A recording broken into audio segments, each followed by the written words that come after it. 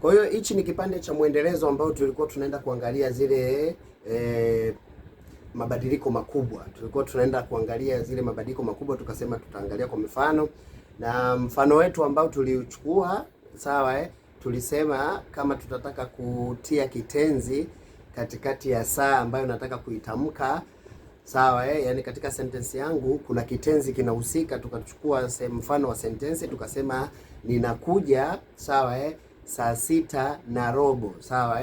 Kwa hiyo kama nataka kuzungumza kuwa ninakuja saa 6:15, maana yake ninakuja tayari ni kitenzi kimehusika katika sentence kama nilivyosema. Sasa mabadiliko makubwa ambayo yanakwenda kutokea hapo ndio kitu ambacho tunatakiwa kujifunza na ndio kitu ambacho tunachokionyesha hapa sawa.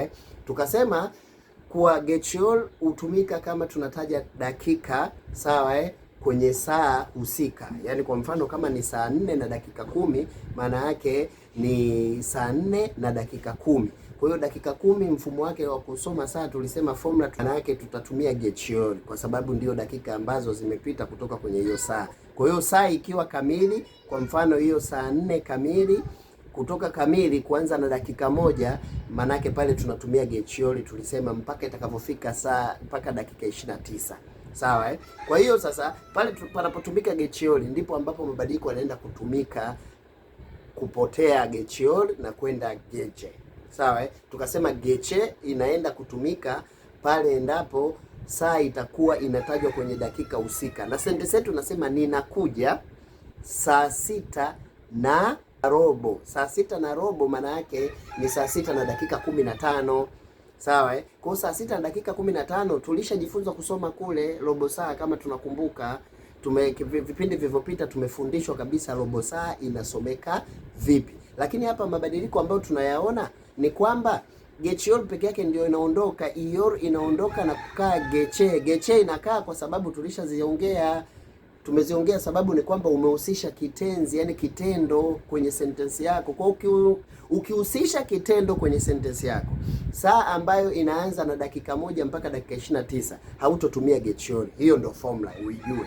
Kwa hiyo kama utauzungumza katika masaa hayo tunayozungumzia kuanzia saa fulani kwa dakika 1 mpaka dakika 29, alafu kuna kitendo kinahusika katika sentensi, hautotumia tena getchol, utatumia geche.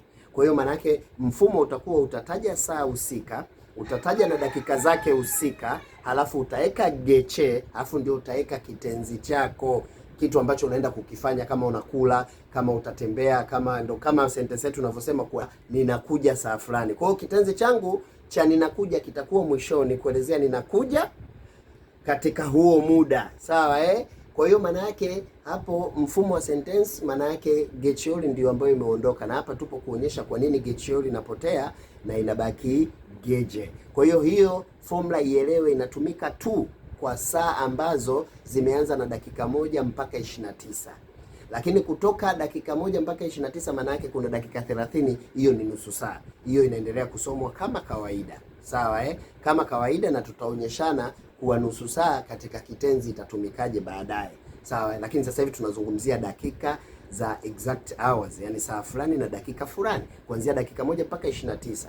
Kama unataka kuitia kwenye kisentensi, maana yake unatia kitenzi kinahusika kwa kuna jambo litafanyika, yani maana yake kitendo, maana yake ndipo hapo mabadiliko yanafanyaje? Mabadiliko yanatokea. Geche itatumika kuchukua mbadala wa getchol kwa sababu tu ya umehusisha kitendo. Kwa sentence yetu tutaibadilishaje hii? Ninakuja saa 6:15. Sawa Ninakuja saa 6:15. Kwa hiyo kwa sentensi hiyo maana yake tukitaka kuigeuza kwa Kituruki, maana yake tutaanza kwa mfumo ule ule saat alt, kama ni saa 6 alt, na tulisema ikiwa specific saa 6:15. Kwa hiyo hapo mpokea tendo ni saa 6 yenyewe. Kwa hiyo itakuwa saat alt. Sawa Kwa hiyo ni saat alt, alafu tutakuja hiyo robo tulishasema jinsi ya kuisoma, haitumiki on besh kama dakika. Mara nyingi Waturuki wanapoisoma hiyo wanahitaji robo yenyewe kama robo ya tafsiri kwa maana ya cheyrek. Kwa saat alt cheyrek. Cheyrek ndiyo robo. Sasa baada ya cheyrek, mwanzoni tulikuwa tukitaja saa kawaida tunatumia getchol. Kwa hapa ndo nimekuambia hatutotumia getchol, tutaweka geche. Kwa saat alter cheirek gece, alafu ndio unatia ile kitenzi chako ambacho ndio tendo. Kwa tendo katika muda huo saa 6:15 tayari tushaitaja saat alter. Sawa, alter. So alter ni alter. Alter kwa maana ya ndio ambayo inakaa katika viambishi vya nini, vya pokea tendo tulivisoma billit mehale. Sawa, kwa alter ambayo saa 6 yenyewe specific. Saa 6 yenyewe specific, saa 6 na nini? Dakika ngapi? 15. Cheirek, robo saa. Alafu nini kinaendelea katika huo muda? Ndio tunaweka sasa gece, kwa sababu tunaenda kuweka tendo. Tendo gani? Geriorum. Kwa maana yake ninakuja saa 6:15. Kwa Kituruki tutasema saat alter cheirek gece geriorum. Kwa hapo sentence yako inakuwa tayari ndio imemaanisha mimi mwenyewe ninazungumza ninakuja. Sawa, saa 6:15, kwa sababu kitendo kimeshatuonyesha. Kwa gece ndio nia yetu ya kufundisha hapa. Kwa gecior imegeuka kuwa gece kwa sababu tu ya neno geriorum ambayo ni kitendo, kuwa nakuja, geriorum nakuja. Kwa isinge kuwepo ile tungerudi kwenye gecior. Kwa hapo formula ni ujue.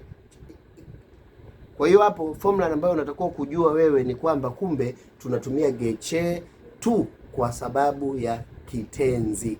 Na kitenzi chochote, tukisema kitenzi ndio tumesema kitendo. Yaani kama unafanya kitu chochote, yani unakifanya, lazima utumie hiyo katika sentensi ya mazungumzo. Lakini sawa, tunaendelea kusoma tutaelewa. Sasa hivi tunaenda kuangalia kwa nini var, zile dakika ambazo zilikuwa zimebaki, kwa mfano saa fulani kasoro dakika fulani tulikuwa tunatumia var. Var maana yake kasoro dakika 10 ili itimie, imebaki. Yaani var imebaki. Sasa hivi tutaenda kuangalia var. Sawa, kwa nini var inabadilika kuwa kala.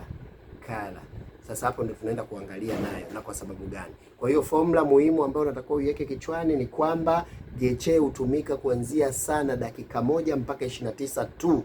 Hapo ndio tunatumia gece, na gece hutumika kwa sababu tunaweka kitenzi, yani kitendo. Hivyo ndio ambavyo unatakiwa ushikilie.